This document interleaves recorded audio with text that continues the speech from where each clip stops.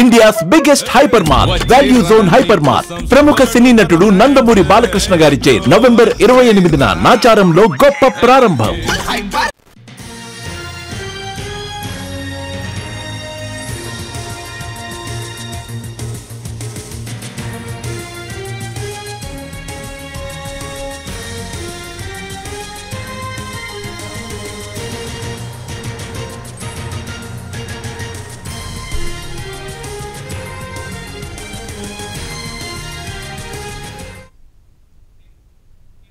Cine hero Sritej పై Kukatpally police station లో case నమోదైంది. తనని పెళ్లి చేసుకుంటానని నమ్మించి మోసం చేశాడని ఓ యువతి చేసిన ఫిర్యాదుతో శ్రీతేజ్ పై పలు సెక్షన్ల కింద కేసులు నమోదు చేశారు పోలీసులు.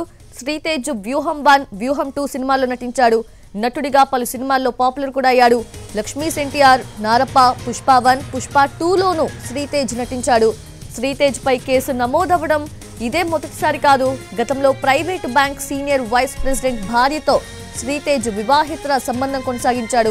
ఈ విషయం తెలిసి గుండెపోటుతో మరణించాడు ఆ బ్యాంకు ఉన్నతాధికారి. దీంతో అప్పట్లో శ్రీతేజ్ పై మాదాపూర్ పోలీస్ స్టేషన్ లో కేసు నమోదైంది.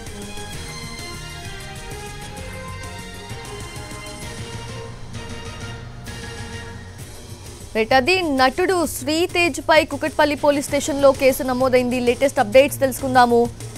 Crime input editor Ramesh Vaitla సిద్ధంగా ఉన్నారు. రమేష్ వైట్ల,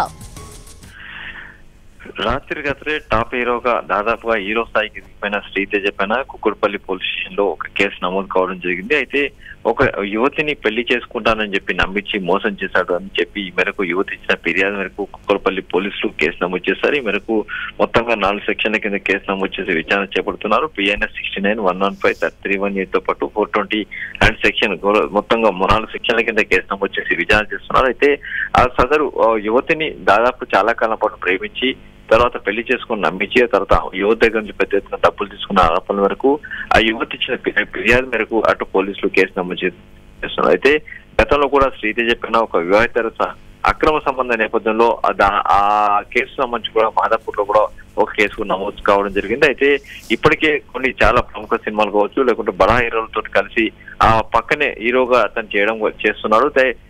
వ్యూహం లాంటి సినిమా పొలిటికల్ సెటరిక్ సినిమాలో అతను కూడా నటించడం జరిగింది. ఆ తర్వాత పలు సినిమాలు కూడా శ్రీతేజకి అవకాశాలు తోటి రాత్రి హీరో స్థాయికి అతను ఎదిగిపోవడం జరిగింది. అయితే శ్రీతేజ ఇటు యువతి ఇచ్చిన ఫిర్యాదు పైన అయితే కుక్కడపల్లి పోలీసులు కేసు నమోదు చేసి ప్రస్తుతానికి శ్రీతేజని పిలిచి విచారిస్తాం. అతని దగ్గర స్టేట్మెంట్ రికార్డ్ చేస్తాం. తర్వాత ఇప్పటికే యువతి స్టేట్మెంట్ రికార్డ్ చేయడం జరిగింది. ఆ యువతి ఇచ్చిన ఆధారాలు కావచ్చు, యువతి ఇచ్చిన ఫిర్యాదు మేరకు యువతి చెప్పిన కాల్ డేటా మొత్తాన్ని కూడా అధికారులు వెరిఫై చేస్తున్నారు.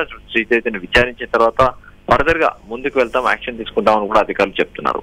సౌజన్య, అంటే ఎటువంటి ఆధారాలతో ఆ యువతి కంప్లైంట్ చేసింది Ramesh Vaitla? Kind of WhatsApp messages ఇట్లాంటివి ఏమైనా ఉన్నాయా?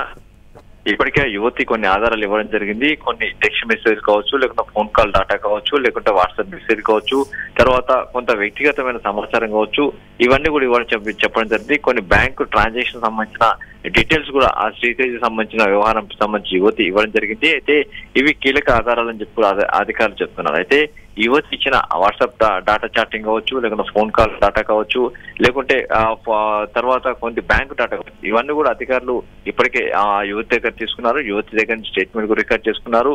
యువతి చెప్పిన ఆధారాలు కావచ్చు, లేకుంటే యువతి ఇచ్చిన స్టేట్మెంట్ ప్రకారం శ్రీతేజ్ పైన కేసు నమోదు చేసి ప్రస్తుతానికి విచారణ చేస్తున్నారు. శ్రీతేజ్ని పిలిచి విచారించి ఫర్దర్ గా ముందుకు వెళ్తామని చెప్పి కూడా అధికారులు చెప్తున్నారు. అంటే స్పెసిఫికల్లీ కంప్లైంట్ లో ఏం మెన్షన్ చేసింది రమేష్ వైట్ల ఆ యువతి? ఎందుకంటే పెళ్లి చేసుకుంటాను మోసం చేశాడు అంటున్నా, అంటే ఇప్పుడే బయటకు రావడానికి రీజన్ ఏంటి? కంప్లైంట్ అసలు ఏం మెన్షన్ చేసింది?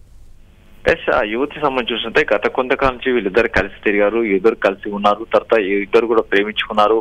ఆ యువతి చాలా కాలం పాటు ఈ శ్రీతేజ్ పరిచయం ఉంది. చాలా కాలం పాటు కలిసి తిరిగిన తర్వాత పెళ్లి చేసుకుంటా అని చెప్పి చాలా కాలం నుంచి పెళ్లి చేసుకుంటా నమ్మించి ఆ యువత గురించి పెద్ద డబ్బులు కూడా తీసుకోవడం జరిగింది.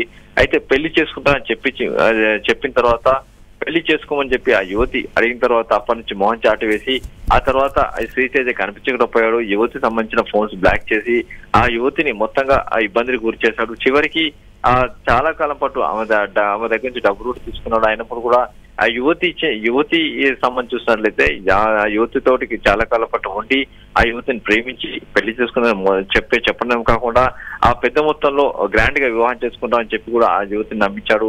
ఆ యువతి దగ్గర నుంచి కూడా డబ్బులు కూడా తీసుకున్నట్టు చెప్తున్నారు. అయితే ఈ నేపథ్యంలో యువతి తనతో కలిసి ఉండి తనతో చాలా కాలం పాటు ఉండి తన దగ్గర డబ్బులు తీసుకొని ఇవన్నీ చేసిన తర్వాత తను మోసం చేసి వివాహం చేసుకోకుండా శ్రీతేజ మోహన్ చాటేశారని చెప్పి కూడా ఆ మేరకు కూకట్పల్లి పోలీసులకు ఫిర్యాదు చేసింది. Right Ramesh Vaitla, thanks for the updates.